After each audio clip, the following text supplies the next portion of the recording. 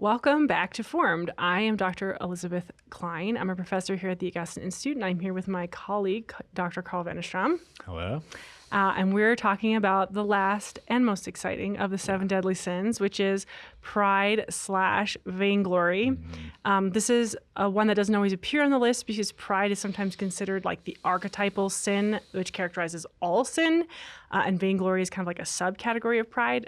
So we'll kind of talk about that first. What the differences between pride and vainglory and that kind of thing. Yeah, definitely the best sins, though. Definitely. The most glorious. Unmatched in their splendor. Good. So as Dr. Klein was mentioning, these get sort of swapped out sometimes. We can think about them in a sort of general way, though. For the lists that do include both, they would be considered sort of along these lines, that vainglory is this immoderate desire for the clear display of your own excellence. It's attention seeking in a certain way. So that's a kind of horizontal thing, whereas pride in these lists where they're paired together would be a more vertical orientation. So it's thinking you don't need God's help to advance in the spiritual life, or to be virtuous, or to do anything or have anything. That these things are either owed to you according to your nature or your action, or that you can just acquire them just by yourself without God's grace. So pride is kind of specifically like turning away from God to yourself, and vainglory is wanting everybody else in the world to look at you. Yeah. So one's kind of like, pride's kind of like an inward turn, and vainglory is kind of like a outward turn in the sense that you're trying to get everything outside of you to look at you. Yeah, it's like considering things exteriorly, but only like with reference to yourself, kind of. Okay. Yeah. So one of the reasons why the pride, specifically the kind of turning away from God, is considered the sin of all sins, the archetypal sin, is because all sin is in some fashion turning away from God. And in the minor form, like turning away from God because you like shiny material things, is kind of like a lower level of pride. It's like putting material things above God. But the purest form of pride is putting yourself against God and in God's place. Yeah. And so this would be like acting like the world revolves around you, is the way what we would put it kind of to children. Yeah. But it manifests a lot more subtly than that. So for example, like all kinds of like fearing loss of property would be a form of pride, because it means that you think you're responsible for the world rather than God, not trusting God, acting without God in your life. All these things are pride, even though we wouldn't think of them as like vainglory or arrogance exactly, but that's why it's like kind of the archetypal sin is considered to be pride. Yeah, and I think even if you consider the bodily sins, it's wanting to have those created things which God made for our sake, but are meant to be signs in some way that bring us back to God. It's wanting to have those things not as signs, but just for ourselves apart from God. So not to bring us to God, but actually to keep us apart from him. So St. Augustine especially thinks that pride is the archetypal sin that characterizes all of human history, which is to live without God and as if God did not exist. And so although, whether or not people could be like proper atheists or something, 1,000 years ago, if they didn't actually believe in the divine, is one question. But humanity has always been capable of acting as if God did not exist. And so acting in a way that makes the end of all things human goodness, ourself, that doesn't fear judgment. This is why fear of the Lord is the beginning of wisdom, and all of these things. Cardinal Ratzinger, Pope Benedict XVI, talks about pride as really manifesting itself in a particularly ugly way in modernity, by human beings in modernity asking only what I can do, not should I do it. And so making all decisions based on like human excellence in its display rather than its moral implications under God. So we have a very perfect example going on right now with artificial intelligence, right? So do we ask the question, should we do this? Or do we only ask the question, can we? Are we capable of it? Is this a technological excellence, which is inevitable because human beings just have to display their excellence and do everything and anything in their power, even without reference to what the moral consequences would be. But he talks about concentration camps as being like this. It's like a technical excellence. It's excellence in the sense of being very efficient, but it's obviously horrific considered morally. And so these kinds of things, when you split what is moral from what is possible, is like a really modern manifestation of pride, according to him. Yeah, that's good. And I think actually the sins of pride and vainglory become clearer when you see in Thomas Aquinas, he actually gives some good reasons for human excellence to be displayed. And so he talks about like the word glory, and glory just means like a kind of clarity. So for God to be clear to us is for God to be glorified because he's excellent. And so when humans are excellent and that excellence is discernible, there's a kind of appropriate glory. And so the excellence of a human being displayed brings glory to him, but only as a kind of intermediary. The glory can then be like brought forward to God, or be you can at least discern that the glory is not owing to the person himself, but to God.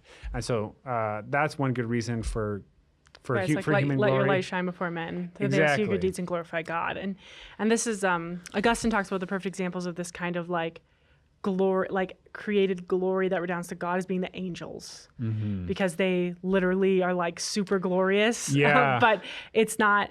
When you try to worship them, like in Revelation, they're like, do not do that. Yeah. They do not do that. It automatically goes to God. Like they don't want sacrifice for themselves. They want to foster it to God, which is like a glorious thing. Right. And like their own sort of like radiance or magnificence is a direct reflection of like contemplation of the divine life, in a way that we can see like more minorly in something like the lives of the saints. But the lives of the saints is an interesting one because like specifically their glory is oriented towards worship of God. I mean, by incorporating the saints in the Mass and having their prayers and spiritual devotions, that's like baked in that you are not honoring them for human excellence, but rather for God's glory. Yeah, you're being led by them to honor God. He has three, but the one that I find most kind of helpful is that he actually says that is this Aquinas? Yeah, this is Aquinas. Yeah, back to Aquinas. Yeah. So he says that it's appropriate for your excellence to be displayed as like a kind of glory, in order that you might cleave more assiduously to the virtuous life, which is really interesting because I think like we often think of sort of Christian excellence being sort of like being good, but also feeling really bad about yourself. But like the angels don't feel bad about themselves, right? Because they don't sin. So they're not like thinking, oh man, all these people are thinking about how awesome we are. That's terrible. Like they don't desire our sacrifice, but they are not upset that we think they're glorious and then therefore see God. And so for the same reason, just as we get joy from being good and having virtues, it's not bad that people know we are good. I mean, there's sort of prudential aspects, right? Because it is easy to fall into like this desire for vainglory, glory that's empty, that doesn't eventually go to God. But it's not terrible in itself to be good. Like and like, but I think this is exactly helps understand what pride is, because pride specifically is displacing God from the proper like ordering of all things, and humility is the proper understanding of the order of all things, which principally means that you're a creature under God, understanding yourself as a creature under God. But having an exactly accurate understanding of yourself as a creature under God doesn't mean you think you're a worm. Yeah. Right? It means you understand that you're a creature created in God's image to reflect his glory. And when you have appropriate esteem for that, that's a perfectly accurate like understanding of humility.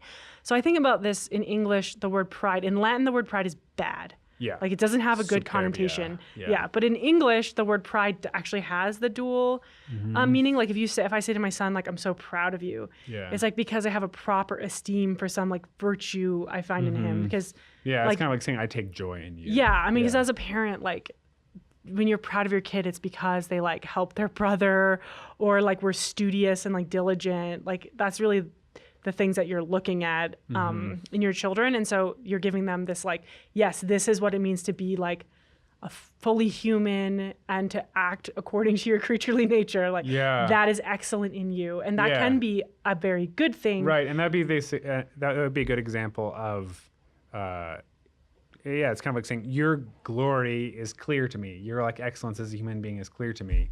And so kind of giving notice of that helps people to stick with that, right? Yeah, but the problem, of course, there's like an appropriate esteem you can have for yourself. But like a lot of these sins we've been talking about, it's like this is a very fine discernment and is very difficult to get away from. So, Augustine says, as soon as you realize that, you're humble, then you're proud. Yeah. So there's a kind of constant need to put ourselves back under God and recognize any spiritual progress as a gift, because the most dangerous temptation is to spiritual pride. Of all forms of pride, spiritual pride is the most dangerous. To start thinking, thank God I'm not like other men, right? Like that's like what Jesus points out as the Pharisee is sort of mostly prideful, because he thinks in that way, and that's the one that knocks you back down to the bottom of the ladder, according to Epicurus, right? Yeah, and this is why we were kind of joking earlier about these are like the best sins. It's because they're sort of at the end, and they're also the most difficult. So the way John Cash, and he's sort of depending on Evagrius, describes vainglory in particular as like this onion. He doesn't say it's because it's stinky, but I guess it is stinky too. But so like he says, so there's this monk and he's struggling with, I think it was gluttony. And so he works really hard at it and like asks for God help. And he eventually gets this detachment to food. But then he realizes he's kind of doing it in front of other people. And part of the reason he's doing it is for the attention. And so then he hides it. He's like, all right, okay, I can't show people that I'm fasting, and I can't show people that I have this virtue because I don't really want the virtue itself. I want the attention. And so he like cuts off the attention. He's like, no, actually, like what I want is the virtue, and what I really want to please God. And then he realizes it's like what I really want is the virtue and to please God, and it's kind of awesome. I'm like, I'm not the best, but I'm pretty great. And then he has this further step of, okay, like what I really want is even just the attention for myself. And so like you peel off the vainglory, and like the next layer of the onion is just like more vainglory. And it's exactly what Augustine described. You can't escape this sort of cycle except for by returning again in humility. Yeah, and this is, Augustine identifies the original sin of Adam and Eve as pride. And this is very strong in the Western tradition. And you might be like, all it was eating apple. Is that like gluttony? Yeah. Why would it be? Although it's not an apple. Anyway, it could be an apple. Probably a fig. Some sort of delectable fruit. Some kind of delectable fruit that was pleasing to the eye. Yeah. So you might think, oh, it's gluttony or it's covetousness or something. The reason Augustine identifies it as pride is because it's wanting to be like God without God, right? So this is the promise of the serpent. You will be like God, knowing good and evil. And so they break God's one law at the hope of becoming God.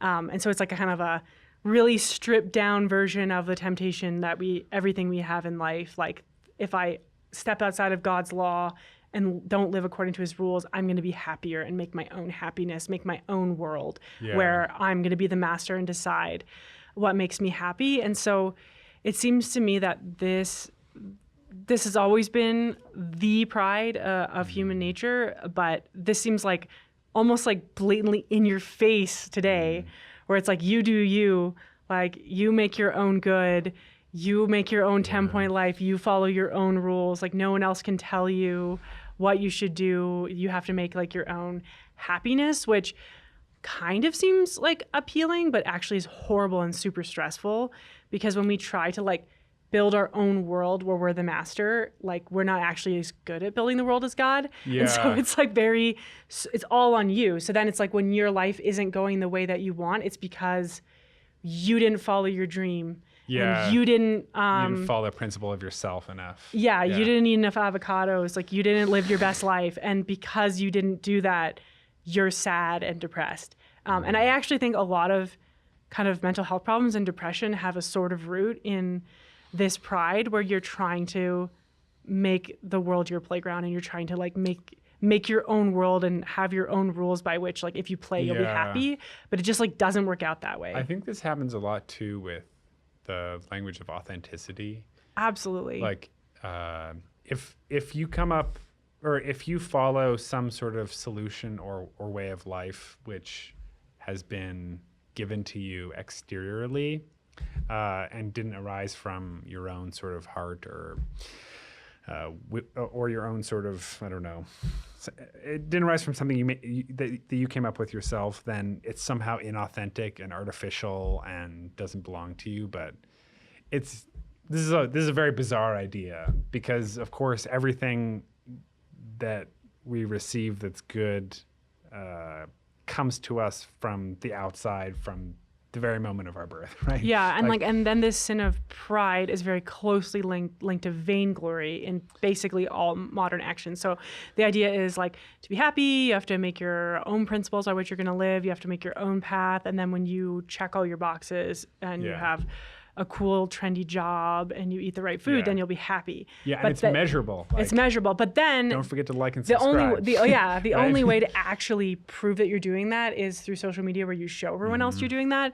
So it's not enough to like be living life by your own rules. Then you also like, yeah, look how happy I am. I created my own around the world vacation, and I found this perfect like field of sunflowers. It's super edgy, and I like rowed out there with a rowboat because I trained for rowing.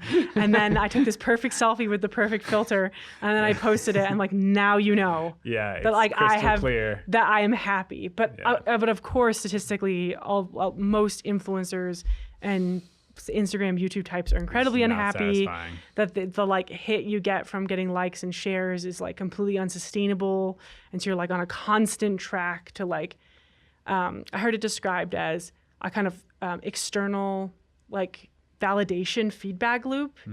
But people who are religious should have like the only feedback loop they should have is with God. Like that's where you're validated, and like you can never ever get any form of validation that will come anywhere close to the validation that you get from God. So you have to like just like have a different economy, and this it seems to me is the difference between the economy of pride and the economy of humility. So Augustine says that everyone is in two cities, either the city of the love of God up to contempt of self, or the city of the love of self up to contempt of God. So he's not saying everybody is at the extremes, but like these are the only two options. These are the only two options you have for living your life. Either you're living your life for love of God, and you know maybe you're not quite yet at the completely selfless point, or you're living your life for yourself, even if you're not quite at the point of contempting God. Furthest, and you can also see how interconnected this sin of vainglory is with the others, because if you think about avarice, for instance, at a certain point with wealth, the direction of avarice toward gluttony and lust, like that connection is kind of severed, because once you have enough money, you could get like any sort of pleasure that would be possible. And so the desire to have even more money has nothing to do with the convertibility of money to these pleasures, but is just to display your glory to other people, and it's this like thirst for this kind of attention. It's the same. I mean, I think it's almost the same with every single sin. It's like gluttony. Like there reaches a certain point that you could have like the most meticulously prepared, like most expensive, like exact proportion of food that you want, but you would still want to go to a more expensive restaurant because it's more glorious. It's more limited. It's like you want to be seen by the people who are there. You want to be seen as the kind of person who goes to that restaurant and all of those kinds of things. Yeah, that's right. I said this once to a foodie. that at a certain point, the meal no longer corresponds to like the price tag, and they were highly offended. But I was like, yeah, I'm pretty sure that like there's no way that dish can cost $100 based on its ingredients and labor. Like, it just can't. Yeah, there have to be sort of like more abstract. Yeah, like the ambiance and the way you're treated by the waitress or like whatever, right? There's other factors other than like just like the food itself. So it seems like, yeah, you could go through every kind of sin, like with lust or whatever. It's like, well, when I've made myself my own God, I can do whatever I want vis-a-vis other people, marriage. I can have power over them. I can, and it's like just another symbol of your authority over the world kind of thing. Yeah, that's right. We should talk a little bit about the cures for these, probably. Yeah, sorry. Well, we already mentioned humility. But just briefly, definitely to live a humble life is the most important cure. But one cure that I think is very interesting with vainglory is actually contemplation of God's glory. And since we're at these sins and these temptations at a kind of intellectual level, there's a sort of multitude of cures, but one is an intellectual cure, which is, I don't know, even just the study of theology and the study of the character of God. And this also comes through, I think most importantly, probably in prayer. If you soak in the glory of God, the glory among human beings is going to seem pretty paltry and disappointing. And the allure that it holds in your heart is gonna be loosened. So like prayer, contemplation, and I think also what's paired with this very closely is just the sacraments in general. Yeah. The sacraments are very ordered towards our proper understanding of ourselves before God. And so the sacrament of sacraments, the Eucharist, is a sacrament of thanksgiving. And we might think, Eucharist means Thanksgiving. You might think like, oh, Thanksgiving dinner, like that's kind of a lame name. We got to call it the Holy Sacrifice of the Mass, which it also is. But there's a really profound way in which Thanksgiving is the supreme act of worship, because to give thanks to God means that you can't take credit. Yeah, you have to be humble. You have to be humble. If you're going to say like, thank you, God, thank you for everything, thank you for the world, thank you for your son, you can no longer see yourself as the one who's like making the world go around. And so this is why it's a really important sacrament. But then also just the bodily actions of the sacraments, kneeling, verbal confession of sin, these kinds of things, putting your underself under the authority of the church and actual people who sometimes like maybe aren't actually as holy as you. This is an incredibly humbling process that God has put in place for our good if we're willing to kind of accept the yoke of the church and these spiritual practices that she demands. Yeah, and I think the especially to think about confession, this was also this was a kind of medicine that was prescribed for pride, which is just to go through sort of carefully in your memory your sins. So actually going through the sins we've talked about in these episodes is a cure for pride. It's good news. It's like the chief of all sins, but dealing with the other sins, we kind of deal with pride. Yep. All right. Well, exactly. I feel like this was rushed. I feel like we could have talked so much more about all these sins, but I really do hope that this will help you have a deeper examination of conscience and help you maybe get to the root of some of those things that you're confessing all the time, and maybe help you realize some sins that you weren't even aware were sins. Hope that'll be helpful. I know that Dr. Vennerstrom maybe has some books here to recommend to you or discuss with you. Yeah. I'll at least gesture to these ones. We have John Cassian, Evagrius of Pontus, and then Maximus Confessor. These are all great authors that deal with the 7 deadly sins. But specifically, I want to point out a book by Brant Petrie, our friend and colleague, and this is called The Introduction to the Spiritual Life, Walking the Path of Prayer with Jesus. And about half of this book is taken up with discussion of the 7 capital vices, which is the traditional name that he uses, and it's a little different because he goes in the opposite order, and it's extremely biblical. and he depends on a lot of these same figures that we talked about. So I think it would be a very good complement to this series.